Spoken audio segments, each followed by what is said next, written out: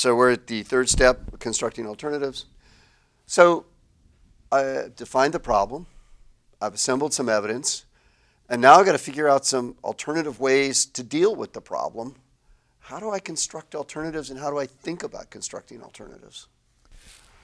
Well, I say, to be pragmatic, you should certainly have on your list of alternatives all the ones that your client really likes. Mm-hmm. And also people who are important politically in the outside environment that are also interested, stuff that's being discussed politically. That's all part of the menu. But eventually you want to have at least one alternative that you're going to like. And that may not be stuff that your client's already thought of or it's already discussed in the environment.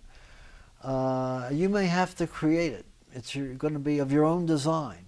And that's a hard job. But once it's done, that's not the end. You have to let it be compared to and compete with all the other alternatives that are on your list already. So but I would say that there's a sort of, since the Eightfold Path is kind of written as a decision primer, this creation of a new alternative is a bit different than the decision template. It requires you to be creative, imaginative, forward-looking.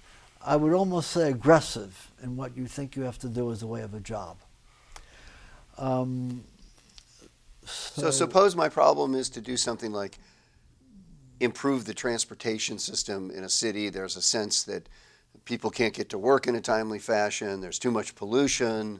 So maybe I've defined several problems there. But how would I begin to think about constructing alternatives? Do I have to actually model the transportation system, or is that a helpful thing to do? Well, the word model is important, interesting, and valuable. Let me say what it does for us, and it has some limitations and can be misleading sometimes. The modeling thing is to try to figure out how the world is going to work eventually. And your alternative is an intervention in an existing system that's already there and going. And your alternative is really, I would say, it's an intervention strategy in a system. And so So I build a new mass transit system, or I have lanes for cars with more than one people in them so that they can have so more you people can on the take highways. If the whole problem fits nicely into a disciplinary boundary, you can take ideas from that discipline. You could say, what would an economist say about this problem? Chances are that economists will say, raise the price of something. Mm-hmm. They're always saying that, okay? And it's a piece of conventional and very appropriate wisdom. Mm-hmm. Frequently, just the world is just set up that way. Or lower the price for people who are doing what you want them to do, like take multiple people to work. Frequently you see people, abusing what look to be like almost free goods out there in some way. And so the economist is always saying, raise the price. I'll tell you a joke. I was once teaching this IPA course with an economist, and we had this problem that the Oakland Zoo was alleged not to be taking good care of their animals. This was 40 years ago. And so the economist popped up and he said, elephants are being whipped, there should be a whipping tax. He was joking, but he had a point. Got it. The modeling. The whole point of modeling is sometimes it can be done very elegantly and very precisely with quantitative models and run on computers. But sometimes you can back up to something that's meant for common sense, qualitative, and metaphorical. Okay, metaphors are important. They often suggest things. Markets are a metaphor, and they suggest lots of things. Like they apply to lots of problems. Like for instance, somebody comes to you and says, "Look, we have a problem of too much crowding in the hospitals in our district." And crowding, congestion, aha. what the light bulb should go off in your head of supply markets, supply and demand. Too much demand relative to supply. We could decrease demand in some ways or increase supply. And how would you make these things equilibrate? The whole market metaphor is right there, ready to be grasped. Okay, so that suggests a lot of alternative intervention strategies. Now, it's not everything is going to have a natural metaphor behind it. But analogies, too, are another way to think about it. If Completely, you're trying to yeah. understand a hospital, and you might want to look at how other institutions like hospitals operate and what they do to deal with certain kinds of problems that they have. Yeah, the example in the book, which I really quite like, is how do you deal with medical, with poor practice, even malpractice by medical practitioners? You don't just have to look at what the doctor is doing around the world. What does the law do? What does the Bar Association do, or whoever regulates in a state, legal practice? It's not doctors, but it's analogous, so you can learn about the structure of things.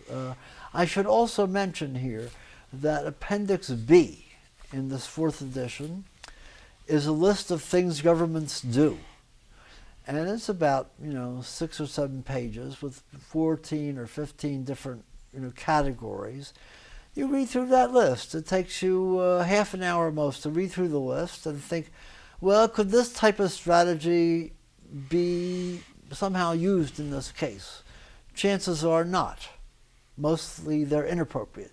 But you don't need them to all be appropriate. You just have to find one that works. So it could be taxes, or it could be regulations, or it could be a subsidy. Taxes, direct provision of services, and on and on. On and on. So that is a great list, because it really does pretty much cover the waterfront of what the possibilities would be for constructing alternatives.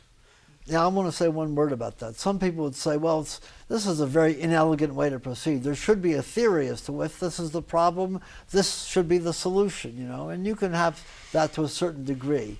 If it's externality by microeconomic microspeak, taxation and regulation are sort of the usual instruments. Good. I don't trust the theories here. I think a half an hour of barnyard empiricism, roughly just going down the list, it's a small price. And sometimes it'll allow you to come up with approaches which are different, but which actually might be better in the circumstance that you're in. I always like to think about, with litter, for example, one approach is to tax, bottle taxes and things like that. But another thing is a campaign where you put up signs that say, give a hoot, don't pollute, or don't mess with Texas, which was their approach. And then there's a third approach, which is to have the police go around and arrest people who litter. And so there's 3 quite different ways to deal with the problem I of have littering. another one, which is, this has to do with bottles, not all litter, but, pay people who bring in bottles. Not just deposit, but forget deposit, that's just a revenue source. Just fund it out of whatever you like. Buy it up. Right.